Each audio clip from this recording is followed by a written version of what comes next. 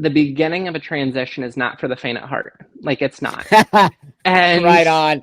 and and Right for on. me, I looked at it as this is the how bad do you want it test. That's right. Hey, everybody. Welcome. I caught myself another one. Oh, gosh, this is going to be amazing. So, before we start, I want to remind you all to, if you could, please subscribe to the channel, like, and comments. Comments really help this channel a lot. I'm really growing because of all of you and because of these beautiful, amazing guests that I keep getting every week. And I feel always so excited to bring these people to the conversation. And as you know, I'm building a channel that I feel where we can have some conversation and bringing real life people, not influencers and famous and all of that. I really want to bring real people who are really in our community and are also having ideas of what's happening, and not necessarily if they agree with me or not, but more about how we all see something that we're not given a voice. I always like to say I kind of give voice to the voiceless, if that makes sense. So I have this beautiful human today, and her name is Rachel, and I'm going to let Rachel introduce herself, and then we're going to move forward with the interview. Hi, Rachel. Hey, nice to finally get the opportunity to do this, Buck. But um, as Buck said, my name's Rachel. I'm a transsexual girl myself. I've been out for 4 years now and just out here living my best life. Awesome. So did you transition 4 years ago or longer than that? Yeah, yeah. Okay. I started my medical transition in Mm. April of 2019, but Wow. oddly enough, I didn't like socially transition until like November of 2019. Oh, oh, wow. Interesting. Yeah, I kind of did it And backwards. well, I don't know.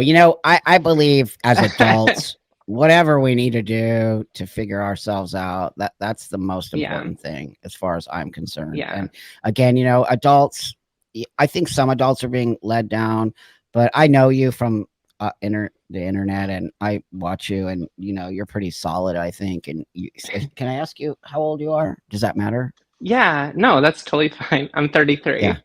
33. So see, you're just an adult who made a choice as an adult. And so tell me a little bit about yourself, your childhood or growing up, or if you always felt like you felt this way. Yeah, so growing up, um, I grew up in a very amazing Christian conservative family. Um, Amazing parents, amazing siblings, like Awesome. absolutely nothing negative to say about my childhood, but my home life. We're all still super duper close, even through time and transition and the whole nine. Wow. Um, yeah, yeah. But my first, like, I don't know, like my first experience with gender dysphoria, I guess you could say, started back as early as I was like, 5 or 6. Hmm. But at that point, I really didn't have the words or even I'll use the word emotional stability to Hmm. comprehend exactly what that was. You know what I mean? Yep. Totally. Of course. That's why do you think I'm so, and I think you are, we're going to get to that next. Um, why do you think I'm so outspoken about young people in transition? I mean, my God, people act like I'm trying to stop people. I'm actually trying to give people tools, right? So you're right. I don't think people can make that choice. I mean, this is a life-changing look at you. I don't know how you looked Absolutely. before, but Absolutely. I'm pretty sure you didn't look like you look now. No, no. Nor did I. So you can never really go back to living like a male. You know that, No, no, right? no. Yeah, absolutely. Like, even if I wanted to live the way that I Yeah. lived before Mhm. as a man is is Mhm. is not an option. That's right. Yeah, like So even if I was someone who detransitioned, being just as I was before, mhm. not an option. No, look at you. I mean, you're actually look like an actual woman. There's nothing masculine about you. zero. I mean, it's amazing. You look amazing and beautiful and awesome. But I think the most part of the message I want people to hear here, and hopefully some young people are watching this, is look at Rachel. She's not going back ever. And so I think it's an adult choice. I'm not sure how you feel about that. Um, so honestly, like that's something I've heard a lot from both sides. Hmm. But my biggest thing, and it all boils down to back in my pre-transition stage, Okay. I was actually married Okay. and had two absolutely beautiful children. And even, say at like 26, when I start, not 26, Hmm. 28, when I started my transition, Hmm. um, I was told, hey, like when you transition, having biological kids probably not an option anymore. And I was like, yep, that makes Okay. perfect sense to me. And Hmm. my doctor was like, do you want to freeze some samples so that maybe that's an option down the road?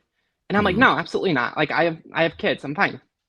And Hmm. now I'm sitting here 3 years later, and I'm like, I should have done that. Wow. And Wow. yeah, Yeah. yeah, and Yeah. so I mean, like, if there's such a thing as regret in transition, that's Hmm. really my only one. But I'm sitting here Okay. thinking, like, if I was trying to make that decision at 12, 13, 14 years old, I don't know how I could Right. emotionally handle that. No. No.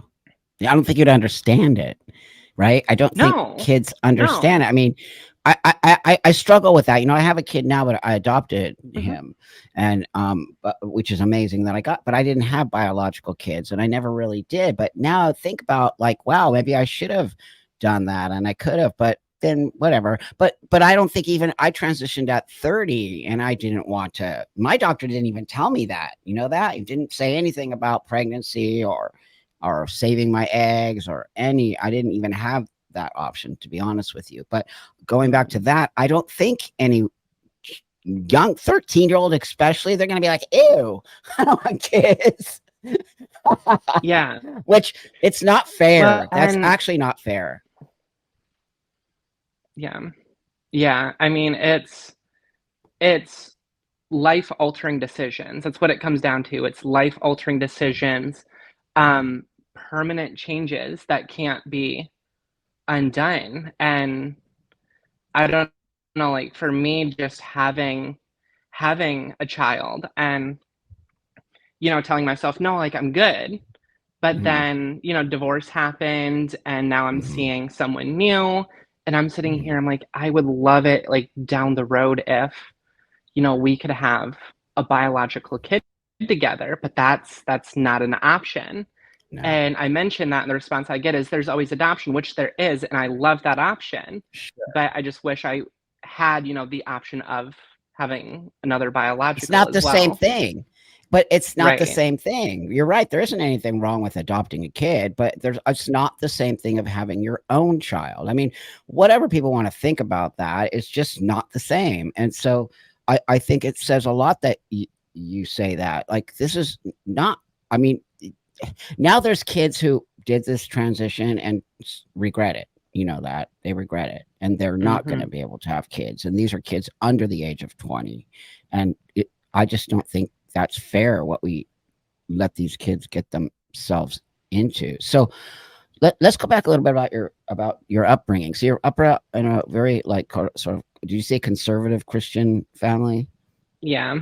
Yeah. Hmm. Yeah. My And that, my family, mhm, yeah, like it was church every Sunday, and mhm, it was a very like um not necessarily politically, but there was a lot of Christian, or not Christian, conservative values mhm, in my household, still is. mhm, mhm.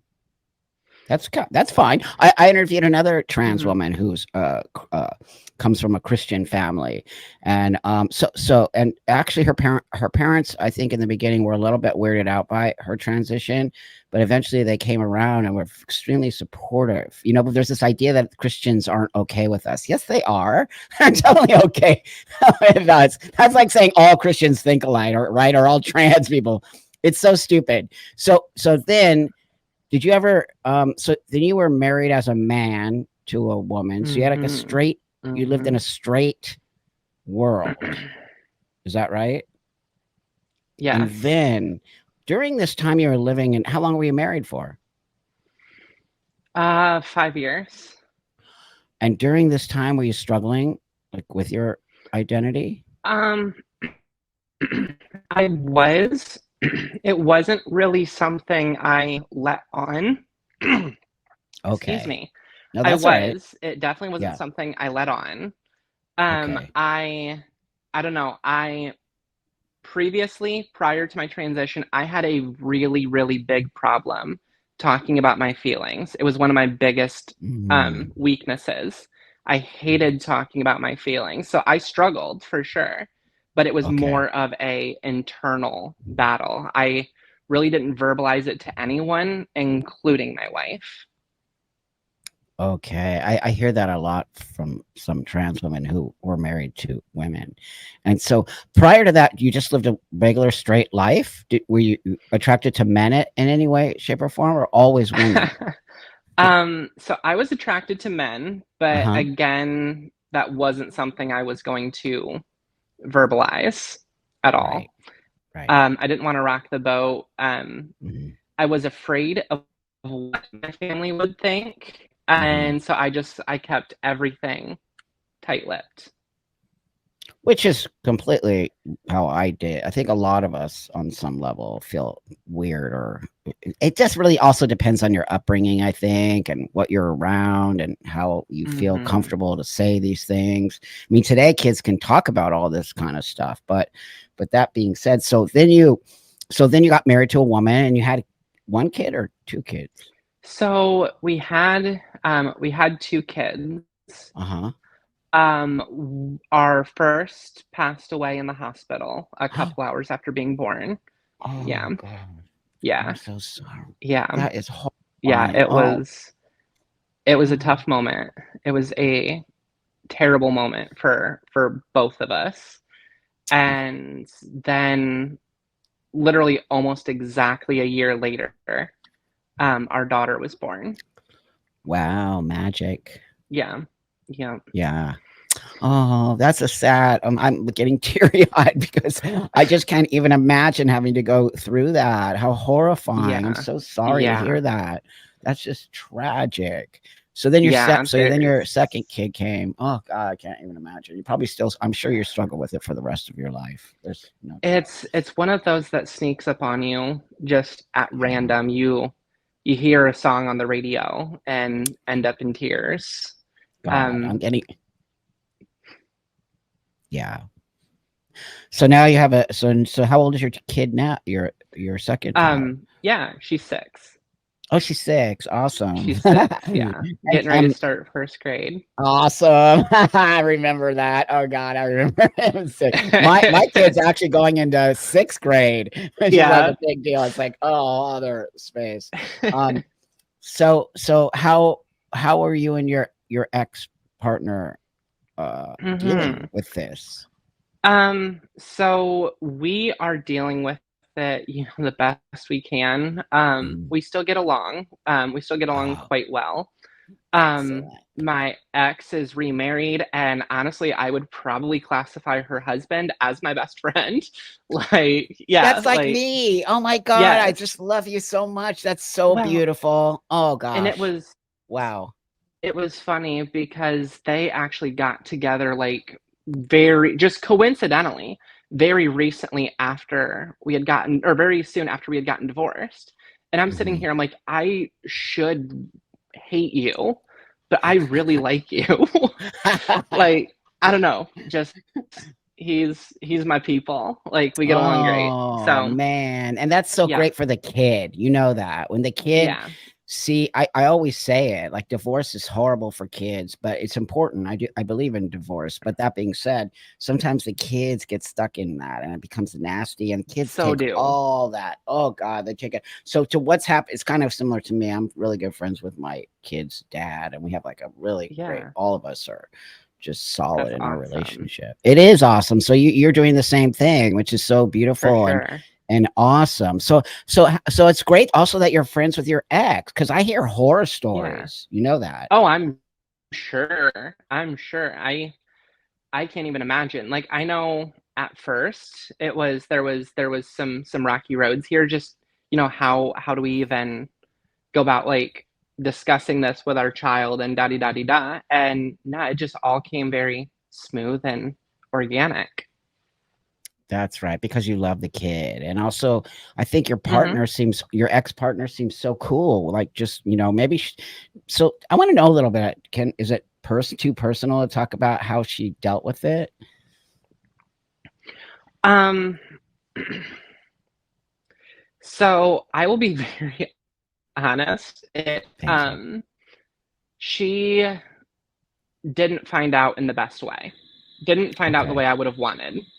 Okay. Um, so essentially, when I came out to her, originally I Mhm. came out to her saying, "Hey, I am really interested in men and dating men." And by Mhm. this point, we had already separated. And so I was Okay. like, "Hey, like dropping this bombshell, I know this is happening." And her response to me was, "Please just don't grow tits," was her response to me. Um, and um, Sorry. no, no, trust me, it's all good. And so I started medically transitioning, but honestly, I was deathly afraid to tell her. And I was just waiting for the right time. I hadn't been socially transitioning yet, was purely just on the medical side. Yeah. But at that time, we also did live together, not in the same room, but we did live together. Oh, wow. And she kind of saw my medical supplies and called me out on it. And that's how she found out. Oh, So, wow. I mean, did she handle it bad? No. Was she upset? Yes. Was she disappointed? Yes. But it was more the disappointment that she found out the way that she did and that it didn't come from Yeah. me and that I didn't feel like I could talk about that kind of stuff with her. Mm. Yeah. I mean, I understand both sides, right? I Absolutely. completely, yeah, Absolutely. yeah, yeah, 100%. That's why I wanted you to talk about that, because I definitely have people watching who are women who were married to people, trans women, and they Mhm. transition to live as women, and I think they have a really hard time with it. I mean, from what I've Mhm. read and what I've heard, and I mean, I understand. It happened to me it happened to me the same. I was dating a girl and a woman, and she didn't want me to transition, and I was like, "What? I have to," and she hated it. She kept saying so many mean things to me, but I get it now looking back on it. She was attracted to women, Yeah. right? Your Mhm. partner is attracted to men, not to women. So it does feel Exactly. like a betrayal. Yeah, I think it feels like a betrayal to them. They take it personally, Mhm. which is, it's Mhm. not personal. It's not. You had to live your life. Exactly. Exactly. And I don't know. That's why like cuz like I'd felt this started like bubbling to the surface a couple years Mhm, prior. But mhm. I'm sitting here I'm like no, like I'm married, I have a kid, like I'm not going to let this be the reason that I Yeah, get divorced because I knew that would cause a divorce. I'm sitting here like I'm yeah, not going to let this be the reason. yeah, But um, we separated for other reasons, filed for divorce, and I'm sitting here I'm like okay, there's that reason not to is gone. So mhm. here we Yeah. So go. then you just took the next step to take care of your own self, which is Exactly. what I also want. It's hard. I mean, people have to hear what's happening here. I don't think Rachel wants to make a mess of, her marriage or all of that. But, there comes a time where you can't live in that sort of lie anymore. And you have to, Mm-hmm. I really do feel, I mean, me and you are the same on, transsexual people you can't live in that lie Yeah. forever. It's going to eat you up. It's so many levels of bad shit come from living in that lie. Did you, did you Yeah. feel like so did you ever struggle with any kind of substance abuse or any kind of anything to that extent? Um, Not really. Not really. I never had that background, thankfully. Yeah, Um, no kidding. Yeah, yeah. yeah, My yeah. I don't know. My big thing was, and you mentioned living a lie, and that's a really good way to put it. My big thing is I hated confrontation, could not deal Mhm. with confrontation. So my way Yeah. of getting around confrontation is I would literally lie about everything to avoid a confrontation. And Okay. mhm. And it's why I made it was so easy for me to um to deny myself, the feelings that I was having. It's because it Yeah. was just another lie. Like it was just another lie that we were telling. It's fine. Wow. And eventually I just got to a point that literally like all that weight on my back and it just all broke. Yep. And that's where it came for me. And did you start to see a psychiatrist or a therapist, or how did you start your transition? Yeah. So I was seeing a therapist. I was seeing a Mhm. therapist. I honestly I felt it was something like I needed for me. Mhm. I was in kind of a rough spot in my life, and so I Mhm. felt like it was the best thing for me. And then I, through my own work, got in touch with a doctor that is more knowledgeable about transition related care. And Mhm. so through my work with my therapist and with him, I was able to, get an appointment with him and get started on hormones. How long did that take for you to sort of get on hormones after Um, seeing? it wasn't too crazy much, honestly. I would put it at maybe 2, 3 months. Like it was a quick process. That's not quick. Um, Compared to today when they're doing 20-minute yeah, intakes for 16-year-olds. So yeah. and you're third. Well, how old were you when you started doing like in your 30, late 20s, early I 30s? was a month away from 29. So yeah, again, similar to me, but you can make those choices as an adult. And I think 3 months, you can probably assess an adult on some level to make this Hmm. sort of choice. Did you feel like you got adequate therapy to start your hormones? Um, I did. I felt like it was a good opportunity for me to just kind of sit down and talk about emotions that I never, you know, Yeah, spoke about before. Because that was, yeah. like I said, that was one thing I really struggled with was talking about my emotions. And Mhm. so, I mean, it gave me that outlet, and it kind of helped me clear up my own thoughts in my own head by verbalizing them out to somebody. Right. And I felt like the time was right, and that's when I ended up scheduling the appointment and going from there. Wow. So it's so amazing. Like you look, I'm just gonna keep saying you look amazing. I don't know how you looked before, Thank but you. nobody would ever know that you were born male, which is to me, it's the whole point. I mean, I consider you a Mhm. transsexual, who's somebody Mhm. who was dealing with your dysphoria and had to sort of make yourself look like a woman to walk the world. Yeah. And you've done a great job, I have to say. You look incredible. And I Thank don't know, you. just do people ever know? I mean, do people ever say to Um you, "Are you trans?" No, they so don't. I've gotten I've gotten called out once or twice, but it's very very rare. Yeah. Um and but that's about it. Yeah, right. No, it's so moving forward. So now you're on hormones, and how Mhm. many months on hormones did you start to see changes in yourself? Yes. So for me, like subtle changes started, within the first couple months. But as far as like wholesale changes where I'm like, oh my gosh, we're making progress, Hmm. shoot, probably 2 years. Oh gosh, was that um, okay? yeah. Okay. So So for tell me, me yeah, like the tell me what doctor, those changes were. just, like simple things like fat redistribution, yeah, a little bit of breast growth, just kind of that softer skin. Okay. Where Yeah. originally, like the things I was noticing was like slower body hair growth, like small, Mm, subtle changes. But the bigger mm, wholesale changes, like that took like a good 2 years before I was like, all right, we're making progress now. right.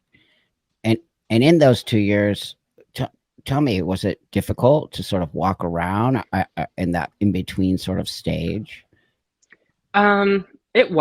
It was, and honestly, that's why I didn't come out socially for so long. Mm, okay. Um, yeah, was it honestly was just difficult to start the social transition when I felt like I didn't fit the profile. Um, Right. and what made it even worse was I was working in a commissioned-based sales job in Oh, Kentucky. oh God. Oh, oh my Yeah. God. I'm sorry. I'm so sorry. I can't even imagine. Wow. Okay. Well, tell us a little bit about that, please. Yes, yes. So, so I was working for AT&T was the company I was Mhm, working for, mhm, and I was, the sales rep that was in the AT&T store. mhm, And everything was going good. Like I said, started my transition medically in April, and everything was going good. But eventually, just the mental side of medically transitioning and not socially transitioning hit my anxiety. And I was mhm, struggling at work. I was struggling to hit sales because I was literally just struggling to get through a day at this point. Like I mhm, was mhm, I was struggling. I didn't have an outlet, so my anxiety was just toasting me, and I was struggling at work to mhm, the point that I was about to get fired for performance. mhm, And so I sat down with my boss and I was like, hey, this is going on. This is why my performance is sucking. I don't even know if I can work here with this going on because you're probably not going to want someone like me customer facing. mhm. And she kind of laughed it off and she was like, don't worry, you're here. I want you here. We'll make it through. Wow. And so she helped me come out to the rest of my colleagues, and everything there went very smooth as far as my colleagues go. And at that point, I just kind of forced myself, being like, all right, my colleagues know. My colleagues know me as my colleagues now know that my name's Rachel. I don't want to confuse them anymore by having customers use my old Mhm, name. So I was like, mhm. nope, like full sin. We're just going to do this. And so that was a rocky transition as far as customers go, but we Wow. survived. And Wow. then a few months later, I transferred to a new store where things were just, a little bit easier because no one knew me prior. I still That's wouldn't right. say I was passing it all, but Mhm, at mhm, least it was a fresh beginning. And mhm, then that lasted all the way up until, shoot, May of this year mhm. Oh, when I wow. started a new job, and people at this new job have no clue. No, no way. No way. But Yeah. wow, I really thanks for sharing that because I do want people to see the struggles we have to go through during the early parts of our transition and that we have to face the world.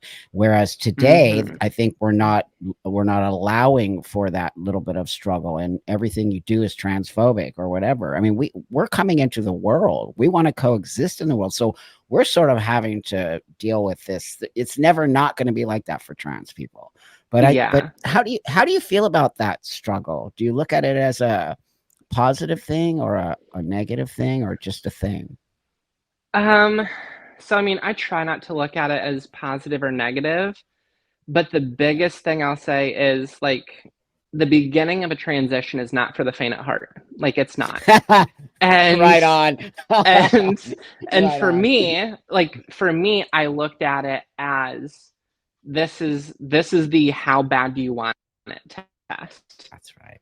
If you That's right. can't make it through the dark time, you don't deserve the light. Hey everyone, thanks so much for watching.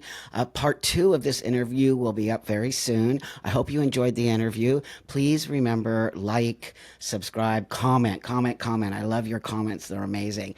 And don't forget to click that little bell so you get notified whenever I'm uploading a video. Thank you so much and look forward to seeing you on my lives. Bye.